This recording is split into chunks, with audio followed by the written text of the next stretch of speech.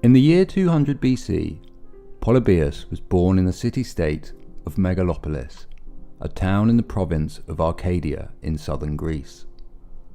He was the son of Lycurgus, who was the strategos or commanding general of the Achaean League, exposing him to the political and military affairs of Megalopolis from a young age. He became an experienced statesman, and when captured by the Romans in 167 BC, he was entrusted with the education of future Roman general Scipio Aemilianus. Polybius travelled widely throughout the Hellenic world, and personally witnessed the sack of Carthage and the Battle of Corinth. These experiences inspired his 40-volume work, Histories, which documented the rise of Rome to great power status. Considered the heir to Thucydides and the forefather to modern historical study, he was heavily influential on both Montesquieu and John Locke.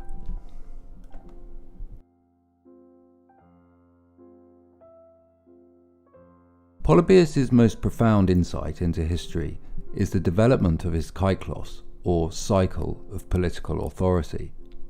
There are various modern interpretations, but the general sequence proceeds as follows. First, there is a monarchy. Leadership of an influential and wise leader emerges. Power passes via heredity. This then descends into tyranny, as generations of rule result in abuse of authority for personal gain. This is replaced by an aristocracy, an influential and powerful class that overthrow the monarchy, which then again descends into oligarchy, when descendants of aristocrats abuse power for personal gain. They are in turn replaced by a democracy, emergence of rule by the many via representative systems. And this descends into ochlocracy. People of the state become corrupted and entitled, and it descends into rule by the mob. The Roman Empire was divided in two in 286 BC, and the western half had collapsed by 476 AD, creating a political vacuum in Western Europe and setting the stage for the cycle to begin again.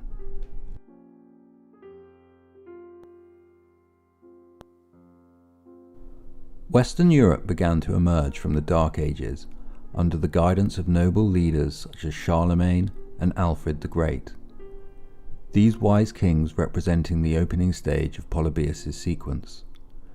In England, the first signs of resistance to a tyrannical king was the signing of the Magna Carta in 1215, with the transition from tyranny to aristocracy completed by the English Civil War and the subsequent Glorious Revolution in 1688. The French monarchy had clearly descended into tyranny by the time of Louis XVI, and the French Revolution transformed France into the aristocracy of the Napoleonic period. Popular resistance to the rotten boroughs in England and repeated political turmoil and disenfranchisement in France eventually led to the establishing of universal suffrage by the early 20th century, and the transfer from oligarchy to democracy was complete. All seemed well in the West, which enjoyed global military, cultural, and political dominance of an unprecedented scale.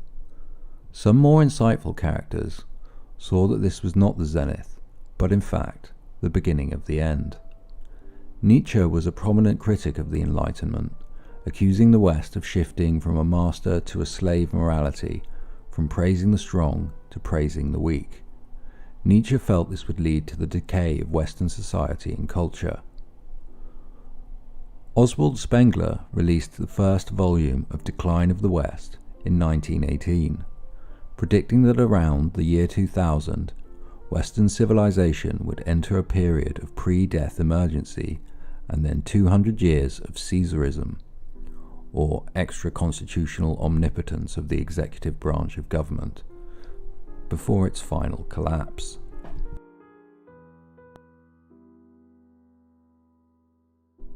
The First World War was a catastrophic event for the West, and brought Enlightenment ideals under serious scrutiny. The appeal to human rationality and mutually beneficial global trade had failed to prevent a major power conflict, and industrialization had made this war far more destructive than ever before.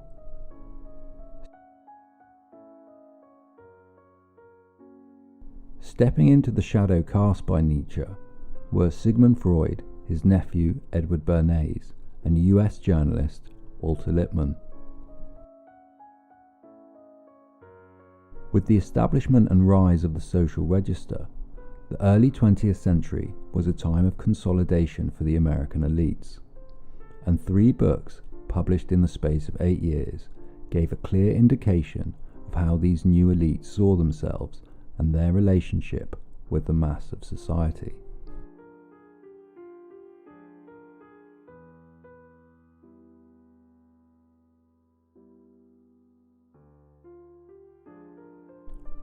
Walter Lippmann was a highly influential and respected journalist who was awarded the Presidential Medal of Freedom, the highest civilian decoration in the US, in 1962.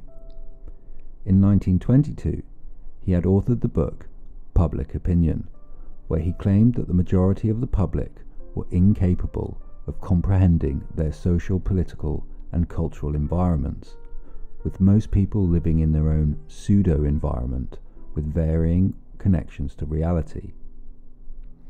Lippmann blamed this perceptual parallax not on the mass media, but on members of society who attend to life with little intellectual engagement. This bewildered herd would have their ideas corralled by the mass media, where the function of news is to signal an event, and that signalling is the consequence of editorial selection and judgment. Journalism creates and sows the seeds that establish public opinion. In Chapter 15, Lippmann writes, "As a result of psychological research, coupled with modern means of communication, the practice of democracy has turned a corner.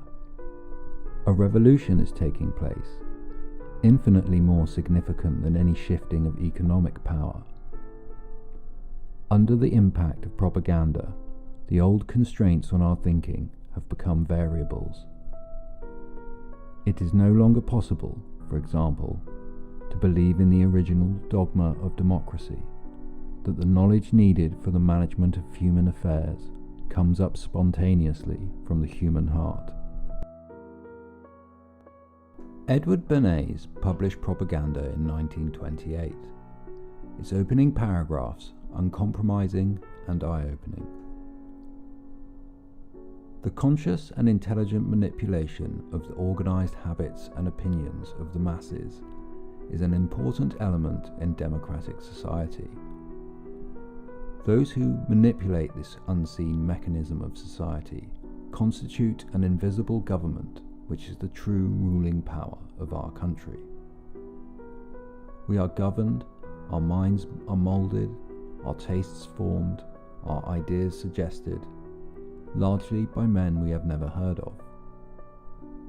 This is a logical result of the way in which our democratic society is organized. Vast numbers of human beings must cooperate in this manner if they are to live together as a smoothly functioning society. Our invisible governors are, in many cases, unaware of the identity of their fellow members of the inner cabinet. They govern us by their qualities of natural leadership, their ability to supply needed ideas, and by their key positions in the social structure.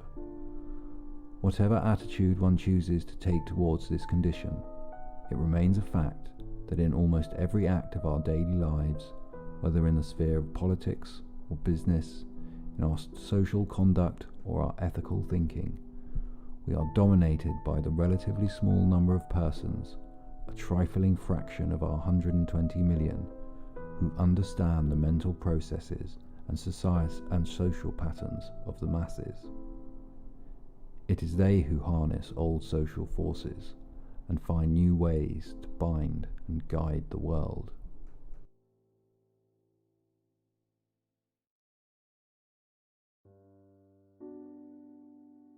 For Bernays, even entertainment was a way of manipulating the opinions of the masses.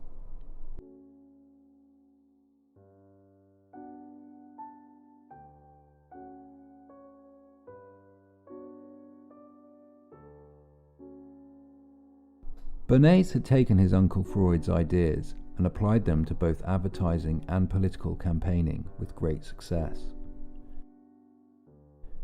In 1930, Freud published Civilization and its Discontents, which reinforced his pessimistic view of human nature. He saw civilization as fundamentally paradoxical, both a solution to protect ourselves from unhappiness, but also our greatest cause of unhappiness, born from the eternal struggle between the interpersonal forces of love and hate.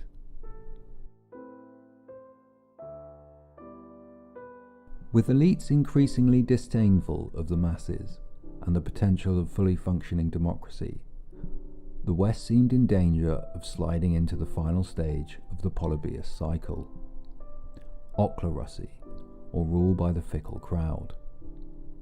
Rulers in ochlorocies may sometimes reflect the will of the majority in a manner approximating democracy, but it is characterized by the absence or impairment of a procedurally civil and democratic process.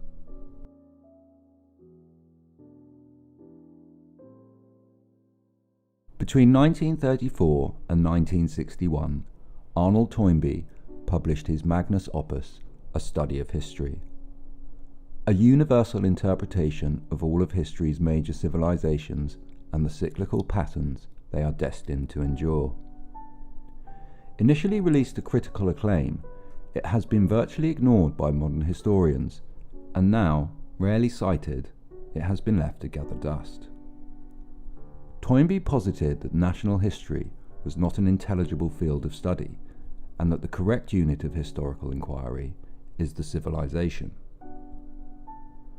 The radiation of any civilization may be analysed in three elements: economic, political, and cultural, and so long as society is in a stage of growth, all three elements seem to be radiated with equal power.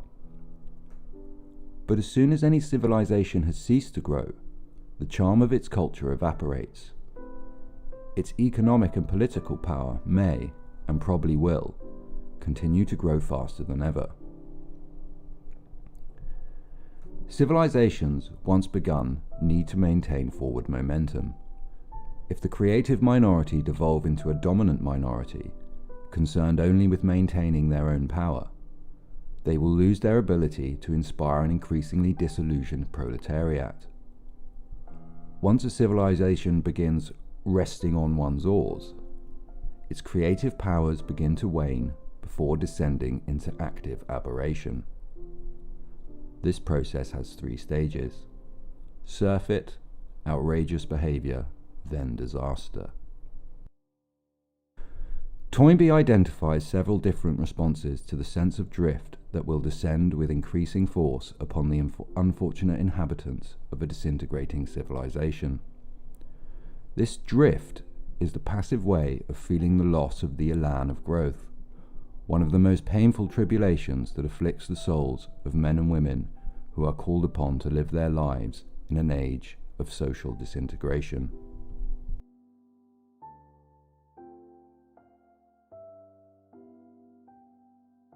Both are attempts at self-expression.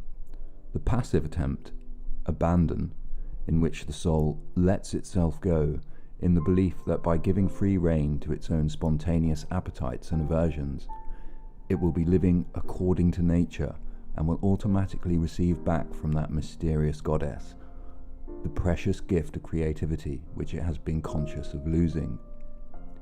The active alternative is an effort at self-control, in which the soul takes itself in hand and seeks to discipline its natural passions in the opposite belief that nature is the bane of creativity and not its source, and that to gain mastery over nature is the only way of recovering the lost creative faculty.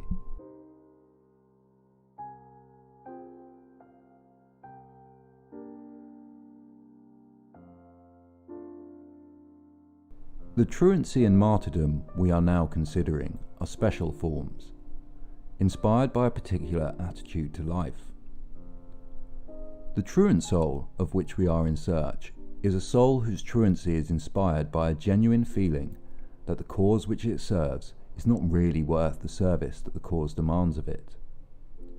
Similarly, the martyr soul of which we are in search is the soul which goes to martyrdom not merely or mainly to render practical service to the furtherance of the cause, but rather to satisfy a craving of the soul itself for deliverance from the heavy and weary weight of all this unintelligible world.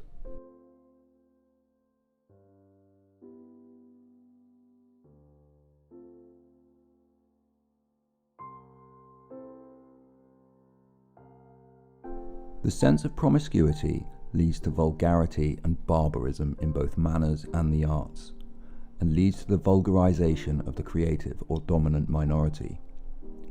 The antithesis to this is the sense of unity, aroused by the same disintegration that in some provokes the sense of promiscuity. The painfully perturbing dissolution of familiar forms, which suggests to weaker spirits that the ultimate reality is nothing but a chaos, may reveal to some a steadier or more spirited vision, the truth that the flickering film of the phenomenal world is an illusion which cannot obscure the eternal unity that lies behind it. Alexander the Great's vision on Concord never faded out of the Hellenic world so long as a vestige of Hellenism survived, and 300 years after his death, we find Augustus putting Alexander's head on his signet ring as an acknowledgement of the source from which he was seeking inspiration for the arduous task of establishing Pax Romana. But as the 20th century drew towards its end, the more pessimistic views of humanity and the future of the West appear to have been misguided. A sudden, unexpected triumph in the Cold War left the West unrivaled in what appeared to be total victory for enlightened liberal democracy, the end of history. In the 1990s, Western elites certainly thought so. Francis Fukuyama's The End of History and the Last Man was the vogue intellectual book of the 1990s, with widespread agreement that liberal democracy had proven undoubtedly the superior political system, and therefore eliminating the need for any future progression to alternative systems. Free markets and parliamentary democracies would be the blueprint for all human governments going forward. While Fukuyama basked in the praise of the intellectual and political elites, there was one person who offered an alternative assessment of the grand chessboard. Fukuyama's former teacher at Harvard, Samuel Huntington. Huntington saw the post-Cold War world as consisting of 7 or 8 civilizations. Cultural commonalities and differences shape the interests and associations of states. The most important countries in the world come from different civilizations, with differing patterns of economic and political development. The key issues on the international agenda invoke differences between these civilizations. Power is shifting from the long predominant West, and global politics has become multipolar.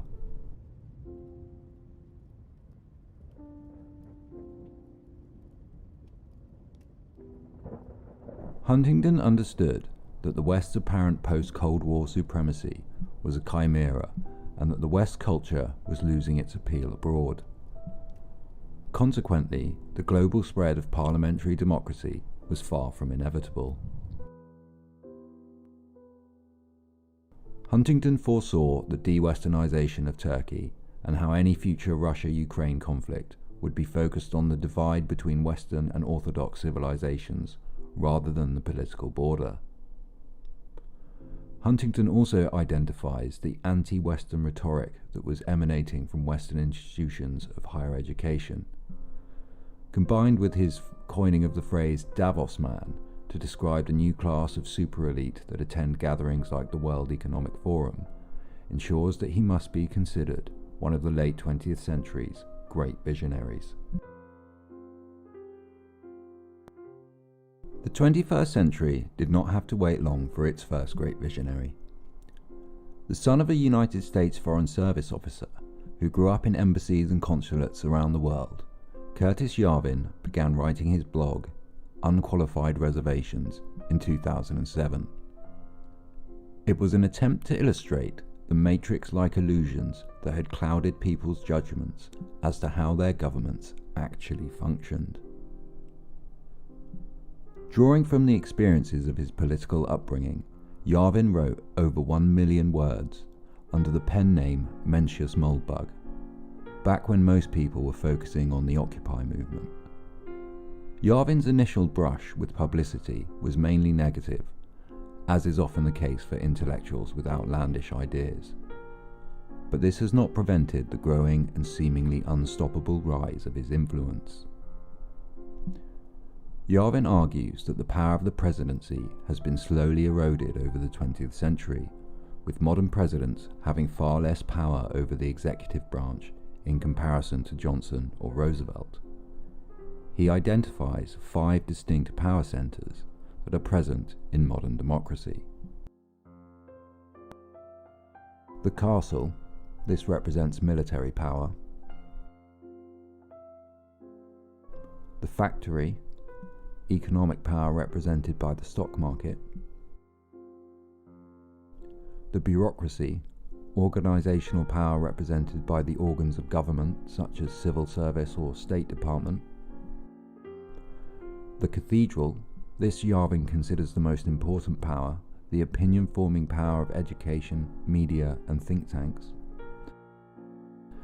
And the show, political power, those who occupy elected positions who are traditionally considered to be in charge, but are often in reality less powerful than members of the other power centers, partly due to their temporary nature and intense public scrutiny. Appearing on the Tucker Carlson show, Yarvin outlines a grim reality on the futility of elections. How do you hack an election? So, people will be like, oh, you go into the voting machines, or you print up, spare ballots in China, or whatever. No, these are rookie numbers. Like, this is not how you hack an election. The way you hack an election is by changing the meaning of the election. And the way you hack an election is not by eliminating your ability to vote for a certain candidate, but by simply taking away the power from the politicians you elect. In other words, turning them from Elizabeth I, who actually could say off with your head, to Elizabeth II. And so when you look at the legal positions that Elizabeth I and Elizabeth II occupied, they're exactly the same position. She's the queen. And so now it seems the West has completed Polybius' sequence, and more people are starting to realize that the hallowed democracies they have been raised to praise as the pinnacle of human government are becoming more of a charade with each passing day. From the draconian COVID lockdowns to the Ukraine war narrative, the general public are starting to see how our establishment makes endless mistakes, lies about those mistakes, and no one is held accountable. The Ukraine war is perhaps the perfect illustration of how democracy has become a hollowed out and meaningless word. The 2004 Ukrainian elections were contested by Western-backed Viktor Yushchenko and Russian-backed Viktor Yanukovych. The official result was a victory for Yanukovych, but thousands contested the result while authorities refused to investigate allegations of fraud, something that is becoming increasingly common in democratic elections. Yushchenko's supporters forced another election by blockading and occupying government buildings, an action that is clearly a fascist insurrection in the United States, but an acceptable democratic protest in Ukraine. Yanukovych was successful in the 2010 elections, judged free and fair by international observers. 3 years into his presidency, after Yanukovych turned to the Russians after being denied a loan from the IMF, violent clashes broke out between protesters and police. On the 24th of November 2013, Euromaidan protesters attacked the building of cabinet ministers of Ukraine over the postponing of a trade deal with the EU.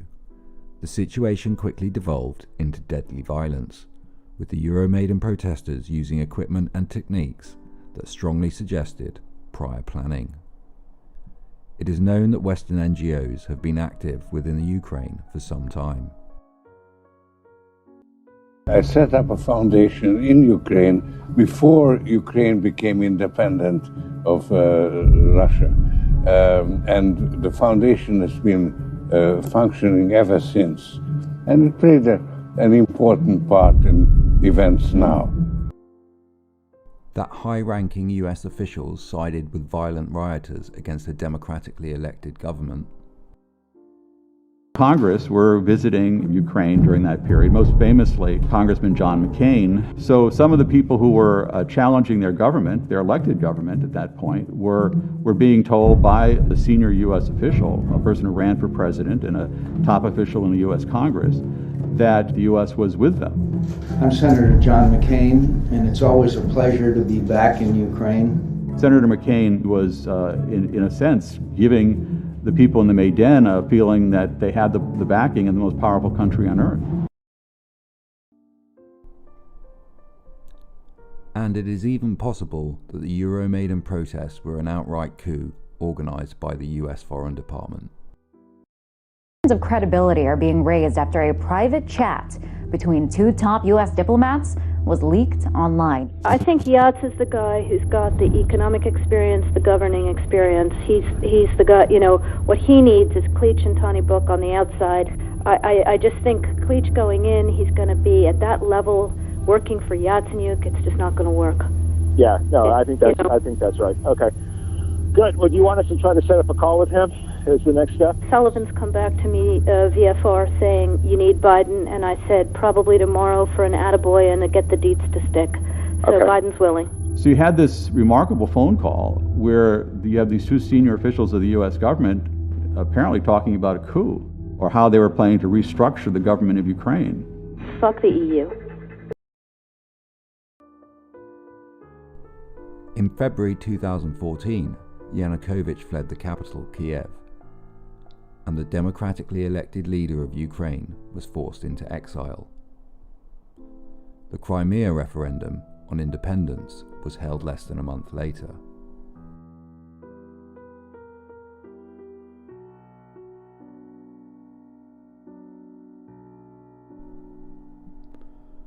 In May 2014, 48 people died in a fire in the Trades Union building in Odessa, a crime for which no one has been charged due to inadequate investigations.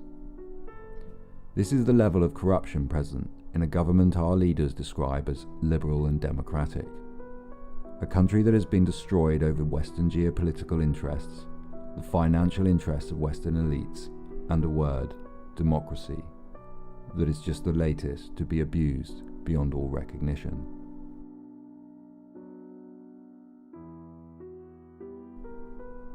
Something to remember when you're struggling with your heating bills this winter. Throughout the 20th century, the various private think tanks and NGOs attempting to manipulate the democratic process has grown to a bewildering number. And debate about the competency, motives, and influence of the professional managerial class is beginning to seep into the mainstream. It's possibly helpful to remember that Bill Gates is an oligarch. You know, we've had decades of being told to be suspicious of and aware of Russian oligarchs. It seems we have slowly slipped into Polybius's ochlocracy, where we are ruled by a mob manipulated by the machinations of a cartoonish, maniacal elite. The true attitude of the current Western establishment is likely best conveyed through one of its intellectual gurus, Dr. Yuval Noah Harari. The problem is more boredom and what to do with them, and how will they find some sense of meaning in life when they are basically meaningless, worthless. My best guess at present is a combination of drugs and computer games. In the 1990s, a study authored by then National Security Advisor Dr. Henry Kissinger, was declassified, it leaves no doubt that high-ranking US officials have been concerned with reducing global population growth since the 1970s. When real journalists ask actual questions about this, they are simply ignored. Jones, National Security Advisor for Obama Jones, says he takes his daily orders from you. He gave you that at talk at CFR. But I just want to know, are you still giving out orders like Memorandum 200, where you said depopulation should be hell? Sir, just a question. I'm not going to go to hell because Memorandum 200, sir? Memorandum 200? Just asked him a question about Memorandum 200 that he wrote in April 24, 1974. It's an honest question. 1984 and Brave New World may be two of the most widely read and discussed books of the 20th century, but these warnings were not heeded, and we are slowly sliding into an abominable mixture of these two nightmarish visions. Under the most aesthetically distasteful flag ever created.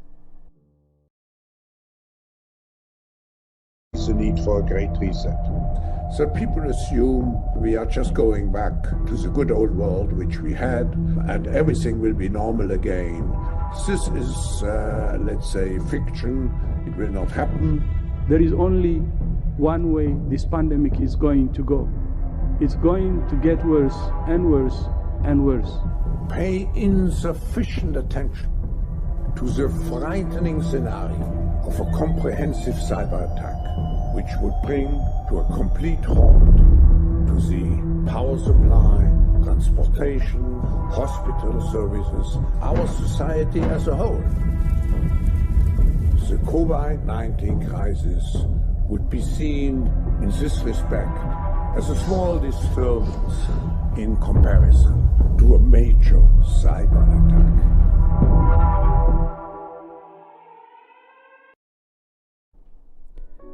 If there's to be any escape from this looming totalitarian technocracy, we may have to accept that mass civilization is a thing of the past, and wait patiently for a wise and influential leader to emerge, the noblest of nobles, so that we may start the Polybius sequence once more.